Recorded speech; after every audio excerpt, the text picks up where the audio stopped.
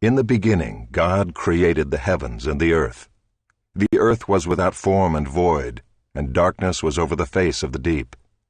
And the Spirit of God was hovering over the face of the waters. And God said, "Let there be light." And there was light. And God saw that the light was good, and God separated the light from the darkness. God called the light day, and the darkness he called night. And there was evening and there was morning, the first day.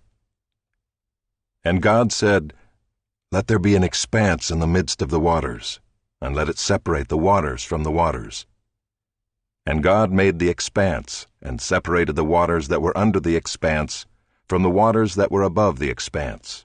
And it was so. And God called the expanse heaven. And there was evening and there was morning, the second day.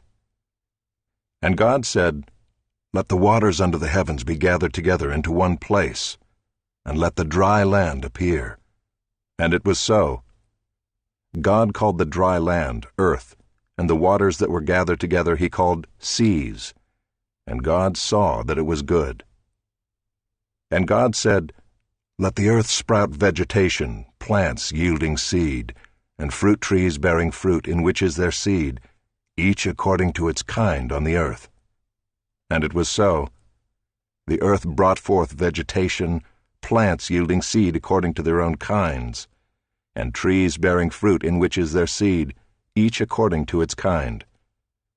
And God saw that it was good.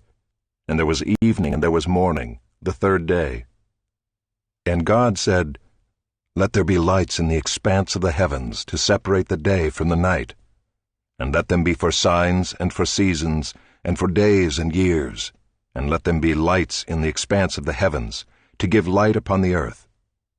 And it was so. And God made the two great lights, the greater light to rule the day, and the lesser light to rule the night, and the stars. And God set them in the expanse of the heavens to give light on the earth, to rule over the day and over the night, and to separate the light from the darkness. And God saw that it was good. And there was evening and there was morning, the fourth day. And God said, "Let the waters swarm with swarms of living creatures, and let birds fly above the earth across the expanse of the heavens." So God created the great sea creatures and every living creature that moves, with which the waters swarm, according to their kinds, and every winged bird according to its kind. And God saw that it was good. And God blessed them, saying, "Be fruitful and multiply, and fill the waters and the seas, and let birds multiply on the earth." And there was evening and there was morning, the fifth day. And God said, "Let the earth bring forth living creatures according to their kinds, livestock and creeping things, and beasts of the earth according to their kinds." And it was so. And God made the beasts of the earth according to their kinds, and the livestock according to their kinds, and everything that creeps on the ground according to its kind. And God saw that it was good. Then God said, "Let us make man in our image, after our likeness, and let them have dominion over the fish of the sea, and over the birds of the heavens, and over the livestock, and over all the earth, and over every creeping thing that creeps on the earth." So God created man in his own image. In the image of God he created him. Male and female he created them. And God blessed them. And God said to them, "Be fruitful and multiply, and fill the earth, and subdue it, and have dominion over the fish of the sea, and over the birds of the heavens, and over every living thing that moves on the earth." And God said, "Behold, I have given you every plant yielding seed that is on the face of all the earth, and every tree with seed in its fruit. You shall have them for food.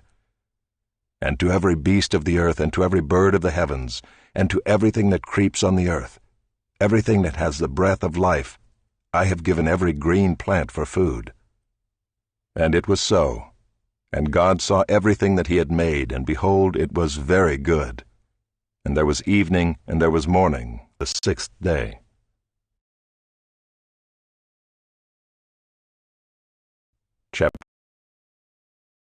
Chapter 3.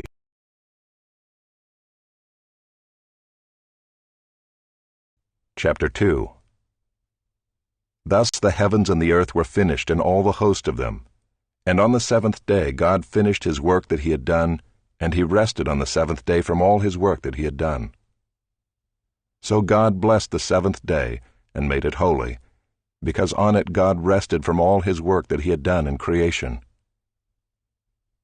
These are the generations of the heavens and the earth when they were created, in the day that the Lord God made the earth and the heavens. When no bush of the field was yet in the land, and no small plant of the field had yet sprung up, for the Lord God had not caused it to rain on the land, and there was no man to work the ground, and a mist was going up from the land and was watering the whole face of the ground. Then the Lord God formed the man of dust from the ground, and breathed into his nostrils the breath of life, and the man became a living creature. And the Lord God planted a garden in Eden in the east, and there he put the man whom he had formed. And out of the ground the Lord God made to spring up every tree that is pleasant to the sight, and good for food. The tree of life was in the midst of the garden, and the tree of the knowledge of good and evil. A river flowed out of Eden to water the garden, and there it divided and became 4 rivers. The name of the first is the Pishon. It is the one that flowed around the whole land of Havilah, where there is gold. And the gold of that land is good, bdellium and onyx stone are there. The name of the second river is the Gihon. It is the one that flowed around the whole land of Cush. And the name of the third river is the Tigris, which flows east of Assyria. And the fourth river is the Euphrates. The Lord God took the man and put him in the Garden of Eden to work it and keep it. And the Lord God commanded the man, saying, You may surely eat of every tree of the garden, but of the tree of the knowledge of good and evil you shall not eat, for in the day that you eat of it you shall surely die. Then the Lord God said, It is not good that the man should be alone. I will make for him a helper fit for him. Now out of the ground the Lord God had formed every beast of the field and every bird of the heavens, and brought them to the man to see what he would call them. And whatever the man called every living creature, that was its name. The man gave names to all livestock and to the birds of the heavens and to every beast of the field.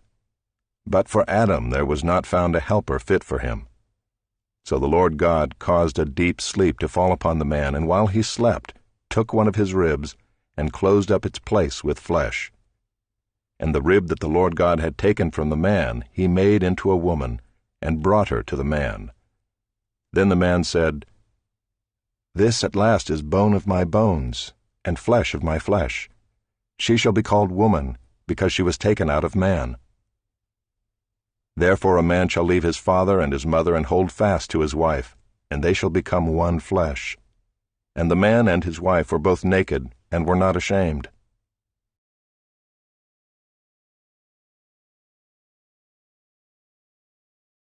Chapter 3. Now the serpent was more crafty than any other beast of the field that the Lord God had made.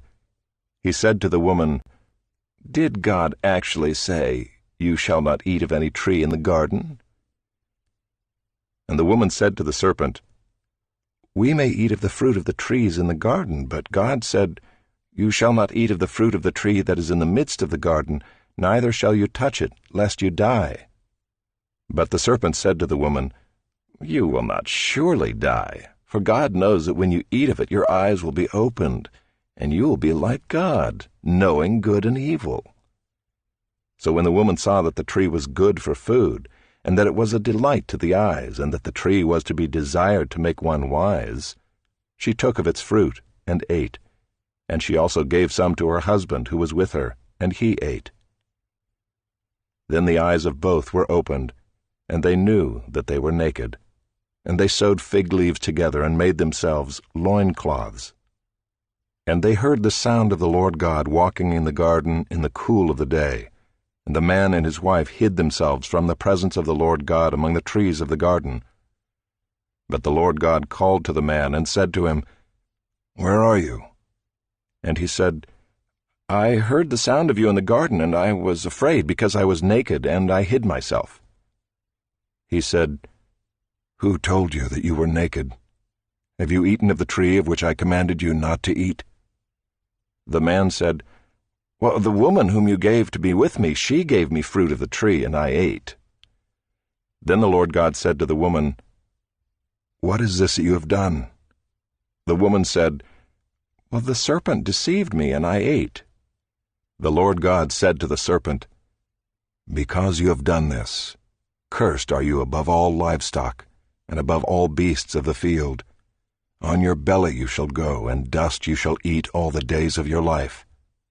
I will put enmity between you and the woman, and between your offspring and her offspring. He shall bruise your head, and you shall bruise his heel."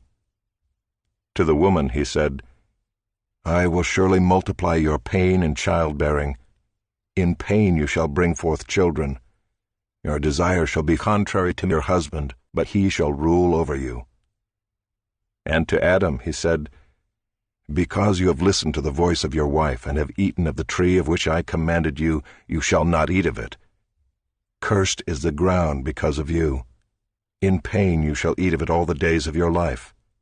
Thorns and thistles it shall bring forth for you, and you shall eat the plants of the field. By the sweat of your face you shall eat bread, till you return to the ground, for out of it you were taken. For you are dust, and to dust you shall return." The man called his wife's name Eve, because she was the mother of all living.